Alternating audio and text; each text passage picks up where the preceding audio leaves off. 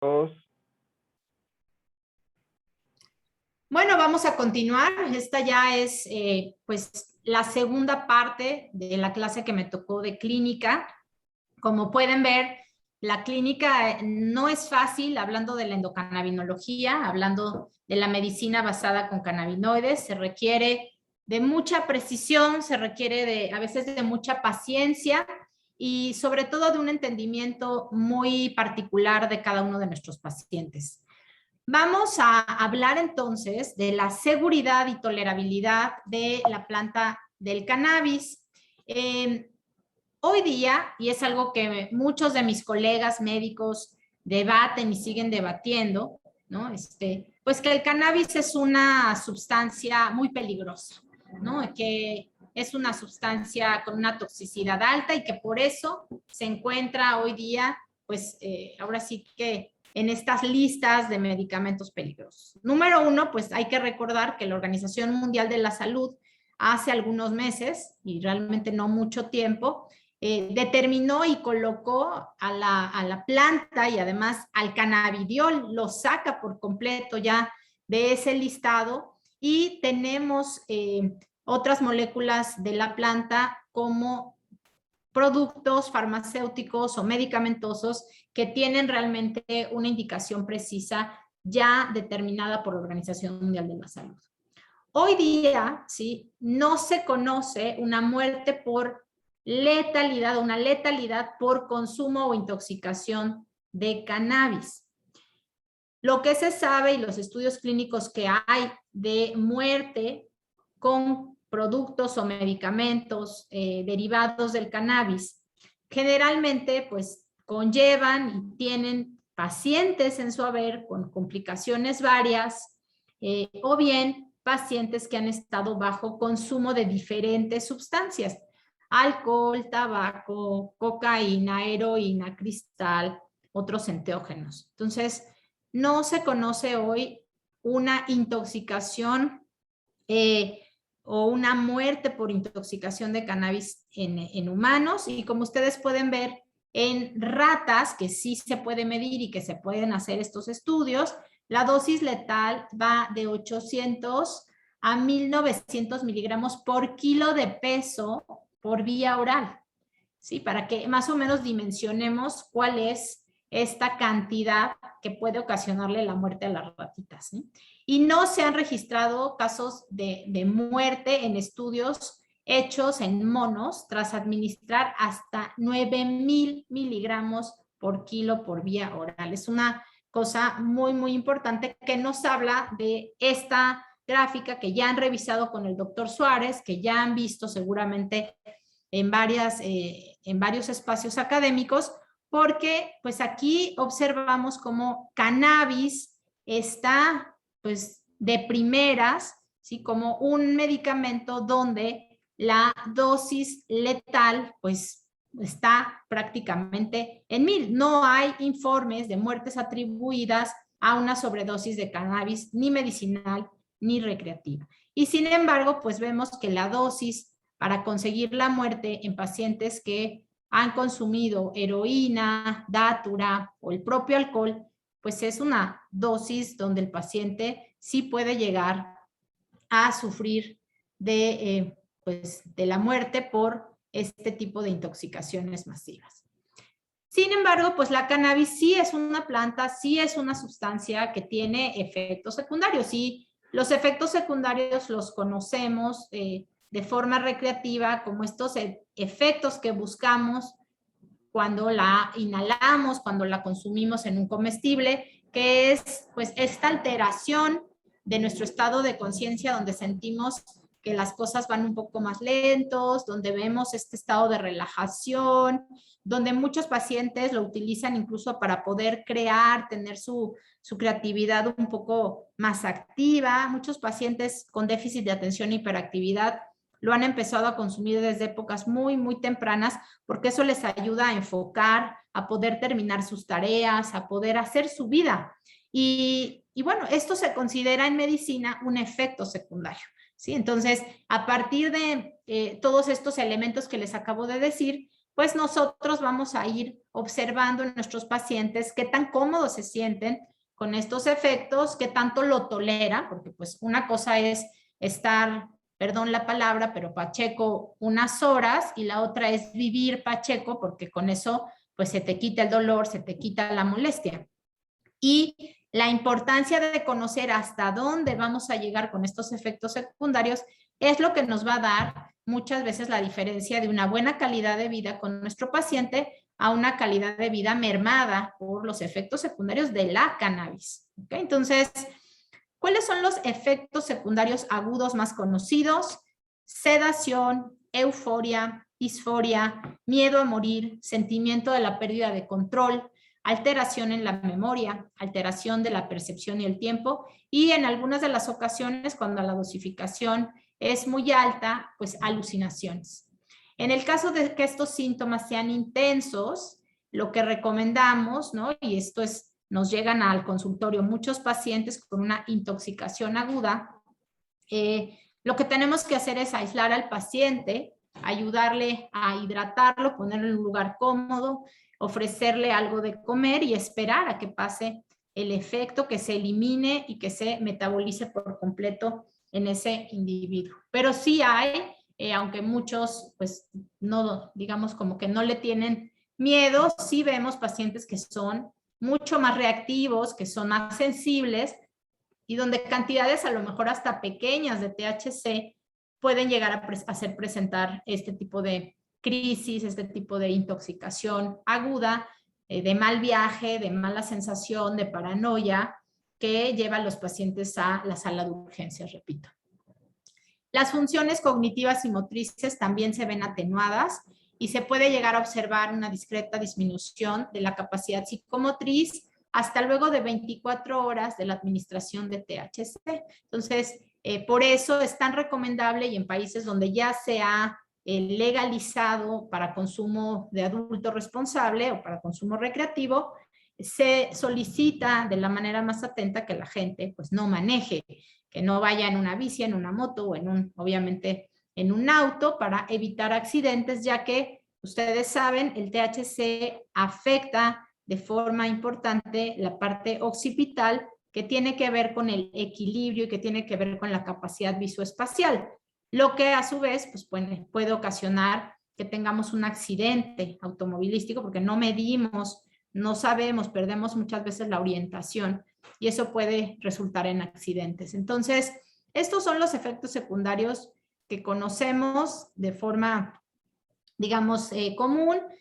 Otro efecto secundario muy frecuente es la sequedad de boca, ¿no? El paciente está con la boca seca todo el tiempo.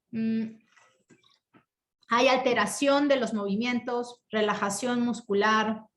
El paciente suele hablar mucho, suele presentar al principio, cuando comienza a hacer efecto el THC, taquicardia en posición vertical, hipotensión ortostática, que es esta hipotensión cuando nos movemos de la cama, cuando cambiamos de postura, y ocasionalmente lo que conocemos como la famosa pálida, que es una lipotimia, que es un desmayo, que también lo vemos, no frecuentemente, pero es uno de los efectos que a veces nos describen los pacientes, llegan al consultorio con su chipote, ¿no? Con su golpe, y pues bueno, ¿qué fue lo que te pasó? Pues consumí y me dio la pálida. A eso se refiere, a una hipotensión, a una lipotimia y a pues una pérdida de la conciencia en este sentido. Otros efectos, aunque más raros, son las náuseas y los dolores de cabeza. Justamente platicábamos en el break que hay pacientes que son muy sensibles a algunos cannabinoides. Por ejemplo, hay pacientes que son muy sensibles al CBD, no así al THC, ¿no? Y en vez de ayudarles a mitigar los dolores de cabeza o mitigar la migraña, pueden generar este tipo de problemas. Si el paciente es un paciente que presenta dolor de cabeza, hipotensión ortostática o problemas cutáneos, que eso también es muy importante, como un tipo de alergia, como a cualquier otra planta o molécula farmacológica, pues son pacientes que lamentablemente no van a ser candidatos para la terapia con cannabinoides, y muy probablemente ese cannabinoide en particular que tú estés usando, pues no sea algo que a él o a ella le mejore su calidad de vida. ¿Okay? Entonces, todos estos efectos secundarios detectados son dosis dependiente, generalmente del THC, es muy importante que lo sepan, y desaparecen en horas. Muy rara a la vez, y sí queremos decirlo porque lo vemos en la clínica y lo vemos con nuestros pacientes que lo hacen de forma recreativa. Muy pocas veces el efecto es duradero y puede llegar a ser hasta de 1 o 3 días, sin que haya un tratamiento específico, evidentemente, ¿no? ¿De qué depende esto? Pues vuelvo a colocarlos en este slide del peso, la talla, la edad del paciente, las condiciones físicas y médicas, la genética, todo este árbol de decisión en un paciente, pues a lo mejor adulto mayor, obeso, con muchas condiciones médicas comórbidas, con una polifarmacia importante, puede llevarnos a que los pacientes tengan estos efectos secundarios por varios días. ¿Okay? Entonces sí existen y hay que estar muy al pendiente de que esto suceda para ayudar al paciente pues, a mitigar los efectos secundarios. Y también hay efectos secundarios de la terapia a largo plazo, como cualquier medicamento. La tolerancia significa que los efectos decrecen con el tiempo durante el uso del cannabis y esto puede aparecer tras el consumo repetido en el transcurso de varias semanas a distintas dosis y según los distintos efectos. ¿Qué quiere decir? Que muchas veces en medicina canábica lo que hacemos es llevar al paciente una determinada dosis y cuando el paciente nos notifica que ya no está viendo una adecuada o un adecuado control del síntoma, nosotros preferimos destetar, preferimos quitar el medicamento unos días, limpiar al paciente, hacer un washout y volver a regresar a la dosificación previa, ya no hacer incrementos increciendo, porque también sabemos que en cannabis, ¿no? Entre más pequeño y más cortito te quedes, muchas veces la eficacia, sobre todo cuando son productos con THC, es mejor. O sea, si tú sigues medicando al paciente a dosis altas de THC, muy probablemente, si ya el paciente tiene efectos secundarios como los que ya mencionamos, si tú le incrementas la dosis, pues los efectos secundarios van a crecer y probablemente el paciente no lo vaya a tolerar y lo vaya pues a dejar de tomar, ¿no? Por la molestia. Entonces, esto que les estoy comentando es muy importante, poder hacer un washout a tiempo y poder reiniciar el tratamiento también a tiempo para poder ayudar al paciente. Se han descrito desarrollo de tolerancia para muchos de los efectos, entre ellos pues los problemas psíquicos, los problemas psicomotores, efectos sobre el corazón, la circulación, el sistema hormonal y también la presión intraocular. Entonces, hay que hacer esto que les digo, estar observando al paciente, no casarse a veces con la dosis, estar al pendiente de si se está generando esta tolerancia y, por otro lado, tener el momento preciso para hacer ese washout y ese reinicio. Sin embargo, pues la dependencia, como dice ahí, no debería ser un problema relevante. En el caso de nosotros como uso medicamentoso, pues es realmente prácticamente, si ustedes revisan la literatura científica, no existe un caso de síndrome de abstinencia al cannabis. Nosotros solemos determinar el inicio y el fin del tratamiento, solemos determinar una titulación, a veces una titulación cruzada, y también al momento de retirarlo, un retiro pausado para evitar estas molestias. Y una vez que el paciente, por ejemplo, se le acaba el medicamento, hablando del CBD, por ejemplo, y que lo deja de tomar, pues no se observa con muchos otros medicamentos, sobre todo benzodiazepínicos o antidepresivos o antipsicóticos o anticonvulsivos, ¿no? Que hay una abstinencia, hay cefalea, hay náusea, hay vómito, que se presentan de forma muy molesta. En el caso de CBD, de THC o de elementos de la cannabis, esto es muy, muy raro. De hecho, prácticamente nosotros en la práctica clínica no observamos ese tipo de elementos de abstinencia. No se ha descrito el síndrome de abstinencia en pacientes que han sido tratados con THC durante mucho tiempo, pero sí se ha pues descrito en pacientes con un uso recreativo, pues ya digamos que tenga un tema de abuso, que tenga un tema ya de un consumo mucho más grande y donde se detenga de forma abrupta, ahí sí puede haber presencia de ansiedad, irritabilidad, insomnio, salivación, diarrea. Estos son los síntomas del síndrome de abstinencia descrito, pero en pacientes que utilizan el cannabis de forma recreativa y evidentemente a un ritmo y a una dosificación muy alta diaria. Y también pues, puede agravar el curso de una psicosis en personas que están predispuestas, puede acelerar o desencadenar la instauración de un cuadro psicótico. Es por eso que en la historia clínica de nuestros pacientes siempre tenemos que preguntar antecedentes heredofamiliares de enfermedades graves psiquiátricas, sobre todo aquellas que tengan sintomatología psicótica. Si el paciente ya trae la genética en su haber, pues poner o colocar un medicamento con THC o alto contenido de THC puede significarle pues un riesgo de presentación o de instauración de un cuadro psicótico. ¿Okay? Entonces, hay que tenerlo muy presente. ¿Qué otros efectos secundarios vemos con los cannabinoides? Pueden ejercer algunos efectos sobre hormonas sexuales masculinas y femeninas, que bien, pues no hay una relevancia a dosis bajas empleadas cuando lo utilizamos como medicamento, pero sí se han descrito, pues muchas veces ciclos anovulatorios donde las mujeres no ovulan, no tienen sus periodos de menstruación normales, alargan sus periodos de menstruación o hacen algo que nosotros le llamamos, ¿cómo se llama? Se me fue ahorita el nombre, discúlpenme, pero bueno, no hay este ciclo continuo, ciclo regular, amenorrea, discúlpenme, hay amenorrea, hay ausencia de la menstruación durante varios ciclos y esto se ha estudiado que puede ser efecto del uso de cannabis en las mujeres. En el caso de los hombres, lo que se ha observado es un deterioro en la producción de espermatozoides. Y los estudios clínicos, aunque no son contundentes, pues sí hacen un warning, ¿no? Y obviamente alertan a la población que pues en este momento quiere tener familia, que están en un periodo fértil y pues se les dice que tienen que bajar su consumo de cannabis para poder evitar justamente este deterioro en la producción de espermatozoides. En el estudio de animales a los cuales se les ha dado altas concentraciones de THC, se produce una serie de supresión en distintos mecanismos del sistema inmune, mientras que a bajas dosis, al contrario, se hace un efecto mixto, inmunosupresor e inmunoestimulador. Entonces, muchos también de estos efectos secundarios que les describe la ciencia, recordemos que están hechos en estudios preclínicos, en estudios con animales. ¿Okay?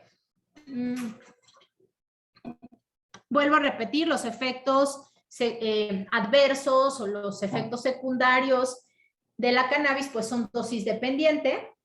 Por supuesto, depende de la frecuencia de consumo, el tipo de cannabis, el tipo de molécula que estemos dándole al paciente, de las características biométricas de cada uno de sus pacientes. No es lo mismo un consumidor esporádico, un consumidor crónico, según la hora del día que consumamos o que tengamos estas indicaciones para los pacientes, si hemos comido, si estamos en ayunas, si comimos cosas con gran contenido lipídico, que eso ayuda a la absorción y el metabolismo de los cannabinoides, o si por otro lado nuestra dieta es muy baja en grasa y el cannabinoide le cuesta más trabajo conseguir cómo transportarse durante todo nuestro sistema digestivo y absorberse, etcétera. Todos estos son factores que nos van a dar como resultado mayor o menor respuesta, mayor o menores efectos secundarios.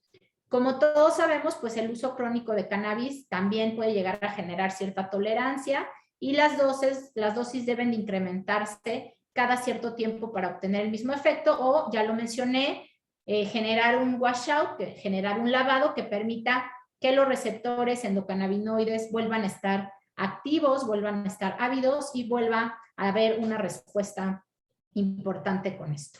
Este dato pues está relacionado con el hecho de que los consumidores crónicos deben aumentar las dosis de cannabis cada cierto tiempo para obtener este mismo efecto. Ahí vemos por qué es dosis dependiente y es un proceso más o menos rápido, siempre dependiente de factores individuales de cada uno de los consumidores o de los pacientes. Pensamos que el THC genera tolerancia, pero es posible que el CBD no lo genere, no hay una contundencia de esto, pero parece que estas dos moléculas a nivel de respuesta, a nivel de tolerancia o dependencia, son bastante distintas. Los cannabinoides, especialmente el CBD, pueden interaccionar con el metabolismo de otros fármacos en el hígado. Ya les he explicado que la respuesta o el mecanismo de interacción con el citocromo P450 es muy importante. ¿Okay? Hay algunos que somos metabolizadores más rápidos y otros que somos metabolizadores más lentos de los cannabinoides. Y esto pues nos va a ayudar a que haya un incremento mayor o menor dependiendo del metabolismo hepático que nosotros genéticamente tengamos expresado. ¿Okay? No sabemos exactamente cuál es nuestra dosis de CBD hasta que no comenzamos realmente a trabajar con ella y a identificarla. ¿Okay? Repito, cuando hay ya efectos secundarios, quiere decir, o sea, cuando el paciente se queja de algo, ¿sí? Y no hay una mejora en la indicación o en el o la enfermedad a la que tú estés tratando, ¿sí? Pues ahí es donde tenemos que hacer un fine tuning muy particular de los diferentes cannabinoides y de las diferentes dosificaciones para encontrar si vamos a usar un medicamento 1 a 1 con CBD y THC en la misma cantidad, si vamos a utilizar un 8 a 1, un CBD más potente con poca cantidad de THC, o si vamos a utilizar un 9 a 1, por ejemplo, que son los tres principales extractos que conocemos y que en la práctica clínica más se utilizan, ¿no? Entonces, ¿de qué depende? Pues también dependemos de los efectos secundarios que se vayan presentando. Voy a ir nombrando uno a uno los efectos de acuerdo a cada sistema con respecto a los cannabinoides. Uno de los que más me preocupa y más me interesa que todos tengamos claro son los efectos cardiovasculares, ya que el THC provoca un incremento de gasto cardíaco, taquicardia, aumento de la presión arterial, que posteriormente se compensa, por lo que en pacientes cardiópatas, pacientes que ya tienen un antecedente cardiovascular, tienen su stent, tienen su marcapaso, pacientes que tienen ya una hipertensión arterial, pues es muy importante que sepamos que el THC cuando actúa sobre el sistema cardiovascular, cuando hay estos receptores y no solamente a nivel del centro, a nivel cerebral, sino también a nivel sistémico, a nivel de vasos sanguíneos y del propio corazón, vamos a tener un gasto cardíaco incrementado, ¿sí? Incluso uno lo siente, aquellos que consumen de forma recreativa THC, la forma en la que te das cuenta que ya te pusiste o que ya estás high o que ya estás en este estado es justamente esta sensación en el corazón. Entonces, importantísimo en pacientes que tengan estos antecedentes poder utilizar una cantidad de THC que no les moleste, que no ocasione eso. Cuando tú ya llegas a esta sensación, ¿sí? Cuando el paciente ya está sintiendo el efecto cardiovascular del THC, ahí es momento de ir hacia abajo con la dosificación de THC, ¿sí? Más o menos para tener un efecto, digamos, de THC a nivel cardiovascular, se requieren entre 5 miligramos y 10 miligramos de THC. La dosificación por debajo de este rango podría evitar que los pacientes tengan molestias cardiovasculares y sustos, ¿no? Sobre todo, pues que se nos hipotensen o que tengan una presión, hipertensión reactiva y que lleguen al consultorio de urgencias con una taquicardia que no frena, ¿no? Y con incluso dolor precordial por el mismo problema. Entonces, la frecuencia cardíaca cuando consumimos cannabis full spectrum con THC puede incrementarse entre un 20 y un 100% durante una media hora a 3 horas, dependiendo de la dosificación que el paciente haya consumido. También quiero comentarles que esto lo observamos más en pacientes que están bajo algo comestible o bajo medicamentos vía oral. En el caso de los pacientes que inhalan, pues la respuesta es muy rápida, digamos que el efecto es muy rápido, pero también, afortunadamente, si hay efectos secundarios, la manera de solucionar y el tiempo del efecto secundario también va a ser menor. ¿Okay? A diferencia del THC, el CBD es un hipotensor, es un vasodilatador de los vasos sanguíneos más pequeños. Y esto nos ayuda a entender por qué flores o por qué aceites que son 1 a 1, pues funcionan mejor para este tipo de pacientes. Porque por un lado tenemos el THC, que más este efecto sobre el dolor, vamos a llamar, o sobre el sueño, pero por otro lado, el CBD nos ayuda un poco a contener estos efectos cardiovasculares que me pudiera ocasionar el THC sobre el corazón, sobre la presión arterial, sobre el latido cardíaco. Entonces, esta combinación nos puede ayudar a entender por qué nosotros procuramos o ayudamos a los pacientes minimizando los efectos del THC, dando mayor dosificación de CBD. ¿Qué otros elementos del sistema cardiovascular hay que tomar en cuenta? A veces, en algunos pacientes, sobre todo ya en cantidades más altas, el THC también puede llegar a producir hipotensión ortostática. Y vuelvo a repetir, a eso le llamamos la famosa pálida, ¿no? El paciente se pone blanco, ¿no? Tiene náuseas y ¡fum! Suelo, ¿no? Esa es esta hipotensión ortostática que está ocasionada principalmente y derivada del THC. ¿Okay? Revierte rápido, o sea, el paciente se cae y a los pocos segundos, pues está bien, y la presión se normaliza, pero pues obviamente después del golpazo, pues hay que tener cuidado, ¿no? De dónde se golpean los pacientes, y a veces es más del golpe o las abiertas de cejas que se hacen que la propia hipotensión ortostática. Hay que comentar también que el CBD, como les decía, provoca hipotensión más duradera. En algunos usuarios lo utilizamos incluso específicamente en pacientes con hipertensión para poder bajar la presión arterial clínicamente y para poder retirar medicamentos antihipertensivos de su polifarmacia. Entonces, aquí vemos cómo hay una diferencia importante entre cannabinoides, donde el poder entender cuál y cómo y de qué paciente estamos hablando se convierte en todo un arte otra vez, ¿no?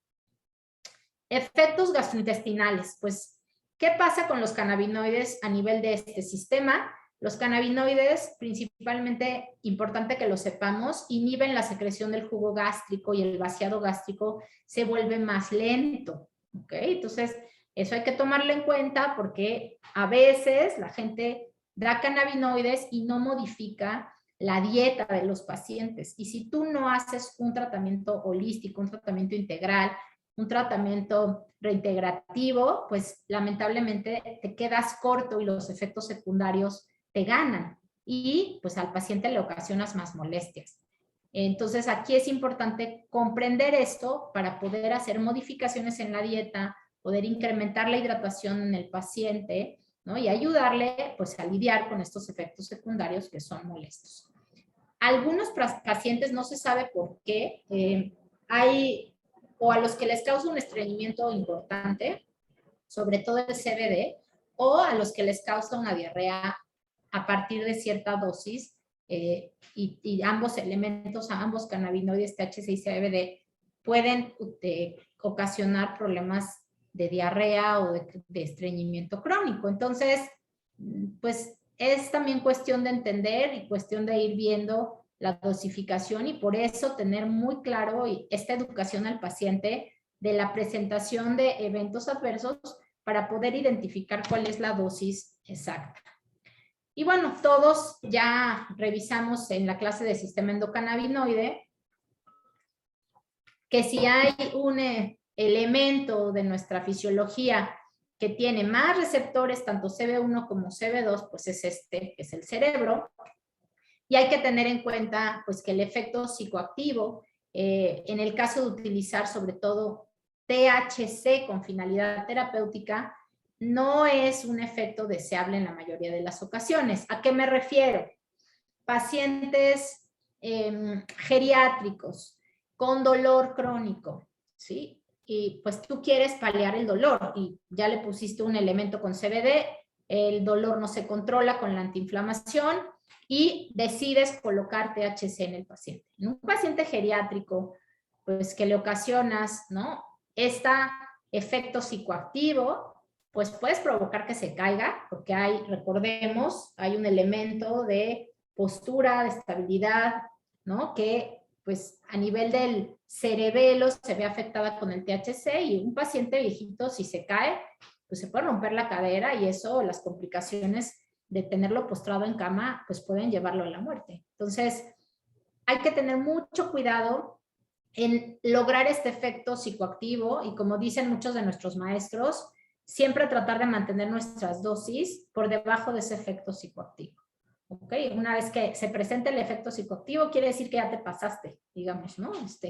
Ahora, hay pacientes, por ejemplo, en cuidados paliativos, donde ya estamos hablando que el paciente pues está en una etapa terminal de su vida, donde el miedo a la muerte persiste, donde este estado de conciencia más lento, donde ya hay una postración en cama, donde no te pones en riesgo con un evento de hipotensión ortostática, por ejemplo, pues a lo mejor vale la pena y el propio paciente te lo pide, ¿no? El propio paciente te dice, yo quiero sentirme de esta manera porque esto me ayuda a lidiar más con lo que viene, me ayuda a tener un acercamiento a la muerte mucho más amigable y a despedirme de mis seres queridos con mayor paz. Entonces, ahí por eso les digo que esto de la endocannabinología clínica es muy hermoso y se convierte en todo un estado del arte y en un realmente pues un manejo detallado de muchas aristas del paciente, de su vida, del momento en el que la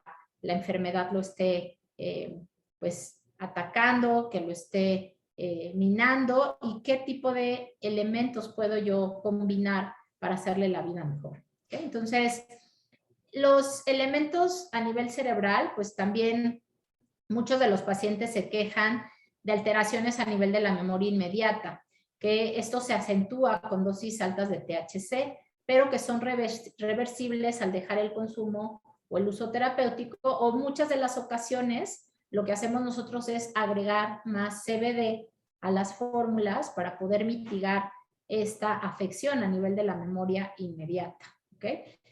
El cannabis actúa sobre las zonas que regulan la actividad motora, ya se los he repetido, por eso un paciente adulto que está trabajando, que mantiene su vida laboral normal, su vida cotidiana normal, que tiene que manejar un automóvil, por ejemplo, una mamá que tiene fibromialgia y yo le pongo THC, ¿no? Y le pongo cantidades lo suficientemente altas que active o altere estos elementos estructurales anatómicos que se encargan de la actividad motora, pues la voy a poner en riesgo de que se suba al coche y no mida los espacios, de que no tenga una percepción visoespacial adecuada y que ponga en riesgo pues, a los que van en el auto y a la gente que va afuera, ¿no? Entonces, hay que tener en eso mucha conciencia si el paciente tiene algún efecto del THC sobre la parte motriz, hay que explorarlo, hay que preguntarlo y hay que sugerirle al paciente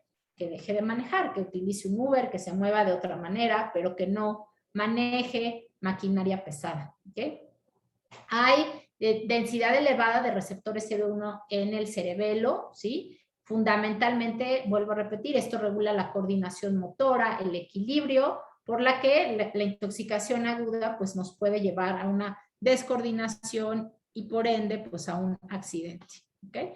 Las tareas de aprendizaje también pueden verse afectadas, así como la capacidad de concentración. Si tú te sobrepasas de la dosis de THC, a nivel recreativo o a nivel médico, lo que vas a afectar en el paciente, muchas veces, a diferencia de lo que los pacientes creen, ¿sí? Es justamente el aprendizaje y la concentración. Si el paciente con THC consume esto y se logra concentrar y logra acabar, es porque está llegando a una dosis adecuada. En el momento en el que esto se ve afectado y tú ves chavos, que ves adolescentes, ¿no? Que ya no están yendo bien en la escuela, que está habiendo un déficit en su performance académico, laboral, y que además ya no pueden terminar sus actividades o que su capacidad de concentración se comienza a alterar, a limitar, ahí es donde pues, hay que recomendarles que bajen la dosificación o el consumo de THC para poder mejorar nuevamente y llevar a este ritmo, ¿no? Que en algún punto sí les funcionó. El problema es que les funciona y comienzan a incrementar la dosis, se pasan de THC y comienza a haber este efecto secundario. También se pueden ver afectadas las actividades como la escritura, la conducción, el manejo de maquinarias y en función de la tolerancia y la experiencia en el consumo o el tiempo de tratamiento. La orientación espacial, también ya se los comenté, y el equilibrio, los más importantes. Hay que remarcar que los cannabinoides interactúan con varias sustancias, sobre todo sustancias psicotrópicas. Hablando de psicotrópicas, pues vamos a tener, yo se los dividí en estos 3 grupos de forma pues como más pedagógica o sencilla, donde está el cannabis y su interacción con sustancias estimulantes como cocaína, anfetaminas, MDMA, que ahora están muy de moda, que ahora lamentablemente han crecido en su uso recreativo y que se consumen de forma común y corriente con alcohol, con tabaco o con cannabis, ¿no? Esta mezcla, como ustedes pueden ver ahí, tiene efectos en el aumento de la presión arterial, la taquicardia y el gasto cardíaco es mucho mayor y es posible incluso observar en algunos pacientes una cardiotoxicidad. El THC aumenta los efectos subjetivos de la cocaína y las anfetaminas, lo que pues pueden ocasionar unos viajes tremendamente complicados y de muy difícil manejo, con mucha irritabilidad, con mucha agresividad, con mucha agresión auto o heterodirigida, ¿sí? Entonces hay que tener cuidado con esta combinación y avisarle a los pacientes, ¿no? Porque muchas veces el paciente está con un tratamiento médico de cannabis y se le ocurre irse a la fiesta porque se siente bien y se le ocurre echarse un MDA, ¿no? Un Molly o una anfeta, ¿no? Y lamentablemente estas son las consecuencias que podemos observar y por eso hay que educar a nuestros pacientes. Cannabis y sustancias enteógenas o alucinógenos. También cada día es más frecuente en las fiestas ver los famosos chopongos, observar cómo pues, la gente está ávido de buscar viajes con ayahuasca, con el sapito de Sonora, con ¿no? El jicuri, y pues una de las sustancias que acompaña más frecuentemente este tipo de experiencias psicodélicas es el cannabis. Hay que tener en consideración que la combinación puede potenciar de una forma muy importante los efectos psicoactivos de los otros enteógenos y que esta combinación pues, puede llevar a una experiencia muy intensa que lamentablemente en la mayoría de los casos resulta en lo que hoy conocemos como un mal viaje, ¿no? O algo muy desagradable. El cannabis y las sustancias depresoras como el alcohol, benzodiazepinas, que también tiro por viaje vemos en el consultorio ese tipo de pacientes, o ahora que pues se está comenzando a utilizar la ketamina como un enteógeno sintético que también se utiliza para depresión resistente, por ejemplo, el no avisarle al médico tratante que el paciente consume o fuma o inhala o come cannabis en su vida cotidiana, pues puede llegar a aumentar la posibilidad de padecer mucha somnolencia, lipotimias, vómitos, náusea. Aumenta esto la sedación del sistema nervioso central y puede aumentar estos efectos cardiovasculares también y el rendimiento psicomotor. Entonces, estas son algunas de las interacciones con otras sustancias psicotrópicas y consideraciones adicionales que yo les comentaría, pues tiene que ver con el consumo de espacio a dosis bajas, que era lo que les decía del mantra de la clínica de la endocannabinología, ¿no? Start slow, go slow, ¿no? Haz una titulación y una dosificación a la baja y siempre muy pausado y tratando de ser paciente para poder entender cuál es la base y cuál es el techo de tu paciente. Hay que dejar tiempo entre dosis y dosis, yo por lo menos hago una titulación cada tercer día hasta poder llegar, ¿no? Después de a lo mejor, incluso dependiendo del paciente, hasta un par de semanas en llegar a la dosis adecuada. Esto es así de paulatino y hay que explicarle al paciente porque si el paciente es impaciente, pues vamos a tener muchas complicaciones para el tratamiento con la adherencia y con el seguimiento de indicaciones. Entonces, es importante educar antes, explicar y dar a conocer que pues esto es un proceso que lleva bastante tiempo. ¿Okay? Cuando aparece una intoxicación aguda, pues lo que tenemos que hacer, como ya les dije, pues hay que tratar de contener al paciente, elevar sus piernas, recuperar la presión, hidratarlo, ¿no? Llevarlo a un lugar en donde esté contenido, esté tranquilo, ofrecerle alimento y ofrecerle hidratación. Eso es lo que va a ayudar a mejorar al paciente. Cuando un usuario presenta un efecto psicoactivo no controlado, pues hay que tranquilizarlo, ¿no? Hay que, repito, tratar de contenerlo. Esto sucede en el ámbito de la recreación o del uso adulto responsable. Cuando tú educas a tus pacientes y les muestras cómo usar sus medicamentos, es muy raro el tener realmente pues una mala experiencia con esto, ¿no? No hemos nosotros en la clínica tenido ningún paciente que se intoxique con su medicamento, ¿no? Y que lo tengamos en el área de urgencias por una intoxicación aguda, ¿sí? Lo que puede haber, pues a veces son errores en la dosificación, que el paciente se le olvide porque pues su patología tiene que ver con eso, con una demencia, con un deterioro cognitivo y que pues pueda llegar a incrementar o duplicar la dosificación. La mayoría de las veces no es grave y cuando lo es, pues únicamente, repito, hay que tratar de tranquilizar al paciente, darle, ofrecerle alimento y ofrecerle hidratación. ¿Cuáles son los otros eventos adversos o efectos secundarios más comunes? La somnolencia y la fatiga, ¿sí? Que pues muchas veces ayuda más bien como un elemento para el insomnio. Entonces, el medicamento lo damos en la noche para que este evento adverso vaya a nuestro favor y nos ayude a esta relajación profunda, a esta somnolencia y nos lleve a una noche mucho más reparadora en cuanto a sueño. Tenemos mareo, boca seca. La boca seca en algunos pacientes llega a ocasionar problemas a nivel dentario, a nivel del esmalte, o incluso aftas o laceraciones por la sequedad. Digo, la forma más sencilla es pues, que el paciente tenga su agua, aquí como yo, que tengo mi agüita todo el tiempo, ¿no? Tratar de hidratarse y tratar de tener siempre su boca húmeda, su boca fresca, para evitar ese tipo de problemas, tanto dentales como problemas en las encías o en su mucosa oral. En el caso de pacientes que fuman o inhalan o vapean, pues la tos no es frecuente, las flemas, estas flemas que describen los pacientes que fuman ya de forma crónica, ¿no? O la bronquitis, sí, pues son pacientes que crónicamente han fumado cannabis, ¿no? Y pues vemos definitivamente eventos adversos que están relacionados con una patología ya crónica o aguda, como es la bronquitis, ¿ok?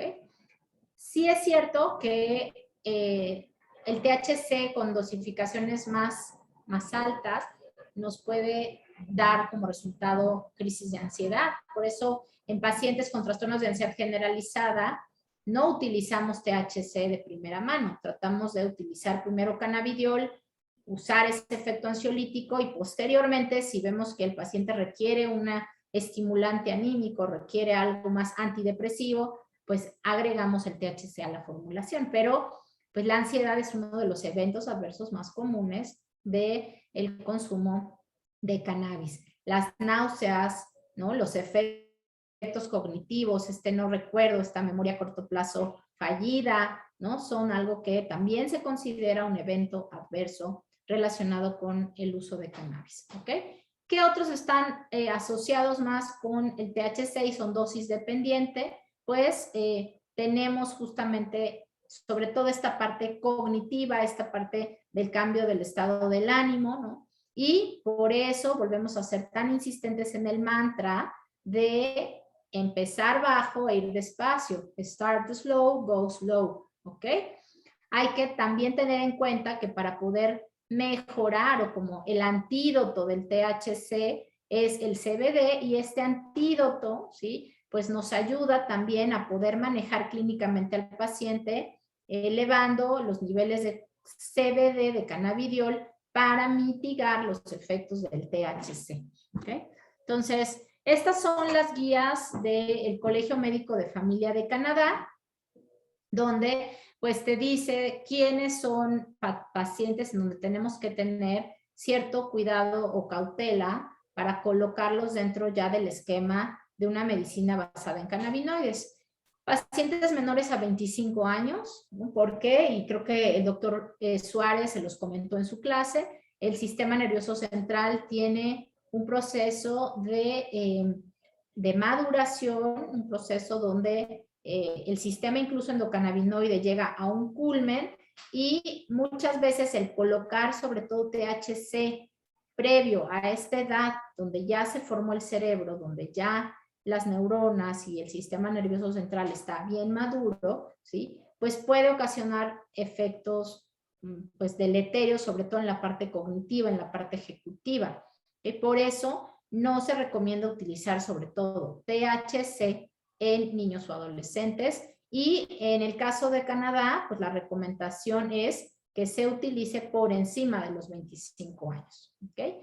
Si hay un historial heredofamiliar o un historial ya personal de un cuadro psicótico, esto es un warning, esto es algo que nos tiene que alertar para poder utilizar con mucha cautela, sobre todo elementos psicoestimulantes o psicoactivos como el THC.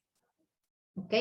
Pacientes que tengan un trastorno del consumo de cannabis actual o que tengan un trastorno por uso de sustancias como alcohol, cocaína u otros enteógenos, hay que tomar esto muy en cuenta. ¿Ok? ¿Por qué? Porque ya les dije, se vuelven pacientes de muy difícil control, pacientes que nos cuestan mucho trabajo manejar.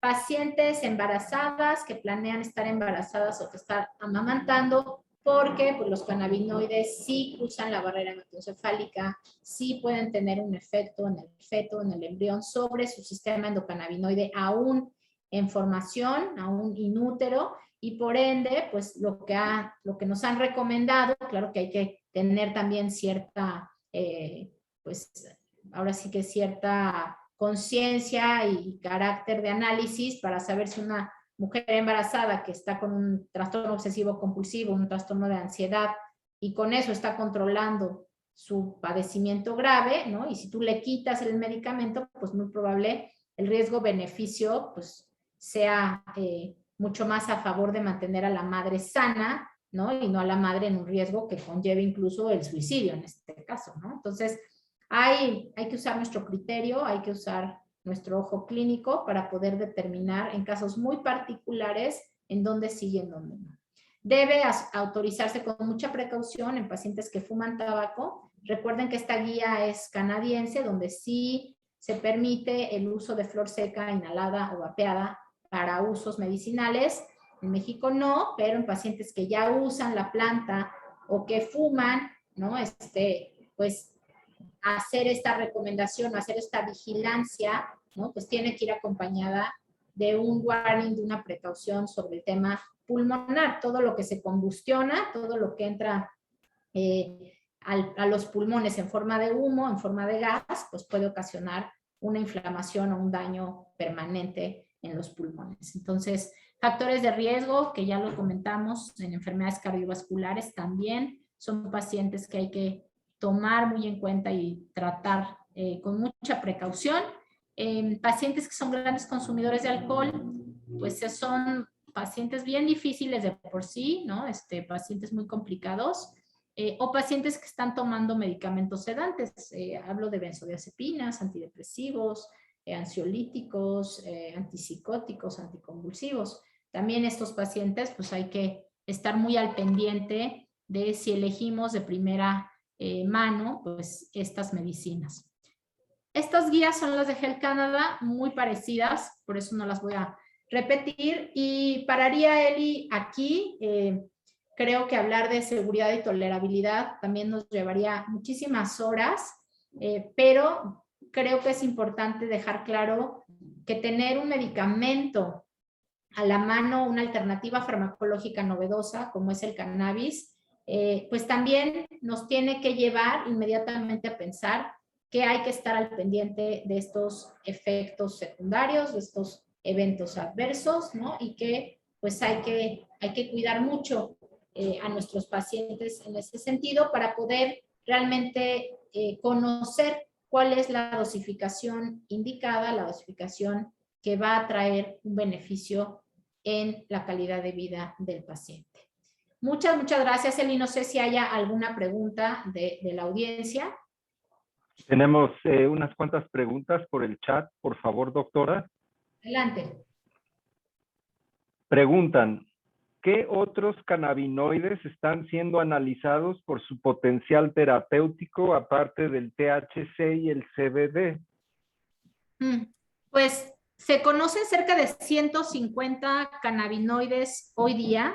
Científicamente, imagínense ustedes, pues este pathway clínico de conocer uno a uno estos 150, pues nos esperan todavía decenas y decenas de años para poder entender cada uno en dónde y cómo participa en este sistema endocannabinoide, en esta clínica de tantas enfermedades que hemos visto que mejoran con el uso de la planta. Pero hoy les diría que principalmente CBG, cannabigerol, CBN, son los cannabinoides que han tratado de tener más data clínica y más contenido científico y por lo tanto se convierten en los cannabinoides pues que ahí les llevan, ¿no? la fila al THC y al CBD. Pero hoy día, pues, vuelvo a repetir, si tú revisas un certificado de análisis vas a darte cuenta que por lo menos rastrea unos 20 cannabinoides, ¿no? Cuando en la planta ya de forma química y sintetizada existen más de 150. ¿Cómo actúa cada uno de ellos en nuestro sistema, en el sistema endocannabinoide, en las estructuras enzimáticas y receptores? Es muy difícil hoy todavía de conocer este alcance clínico. Gracias, doctora Amezcua. También otra preguntita por aquí. ¿Por qué dicen que es mejor vaporizar en lugar de fumar cannabis? ¿Es más saludable? Mira, hay mucho debate con esta pregunta. De hecho, ustedes lo saben, en México los vapeadores están bastante penados, bastante regulados en ese sentido, porque hay algunos estudios a nivel de salud pública que demuestran que los vapores y los aceites con los que hacen este tipo de resinas para poder vapear o poder fumar, ¿no? Generan mayor daño pulmonar que las propias partículas combustionadas o quemadas de la flor seca, en este caso, ¿no?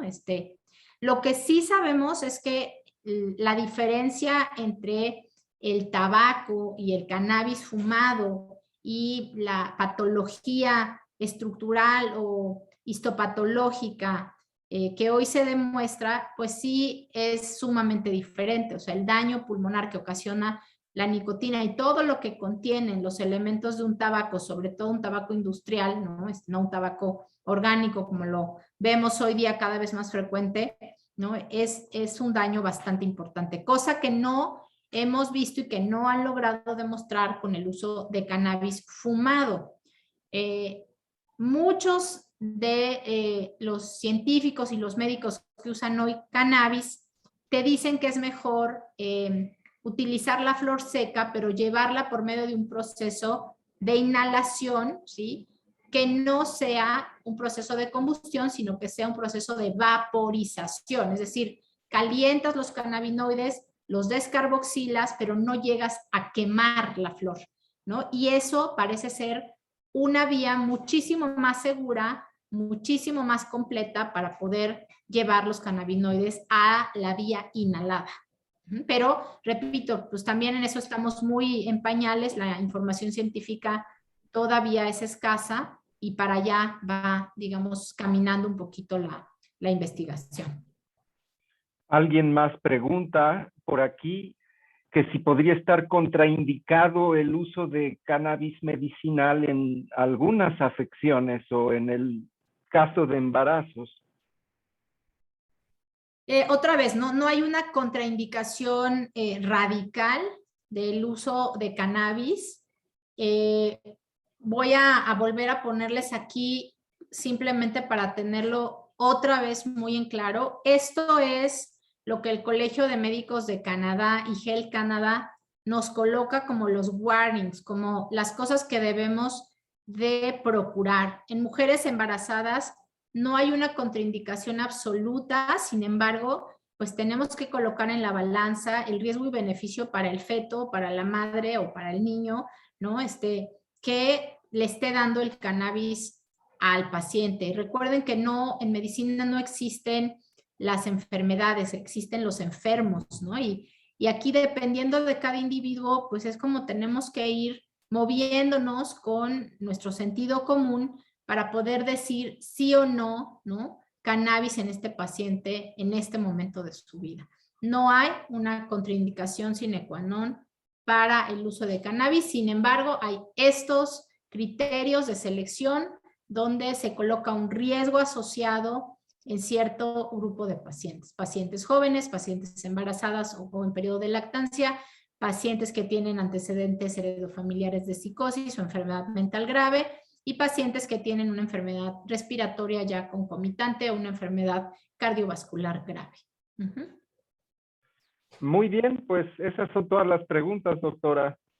Perfecto, Eli, pues les agradezco muchísimo a la Asociación Mexicana de Medicina Cannabinoide que haya realizado este espacio, que tengamos pues esta oportunidad de compartirles nuestras experiencias. Estaremos con muchos cursos, con talleres de prescripción, con talleres para revisar casos clínicos en particular. Estén pendientes de lo que iremos posteando en la asociación, de las noticias que tenemos en nuestra página y cualquier comunicación directamente al mail de la asociación, que ahorita Eli les refuerza. Y yo les agradezco infinitamente su atención. Les deseo que pasen un excelente fin de semana y muy buenas noches a todos.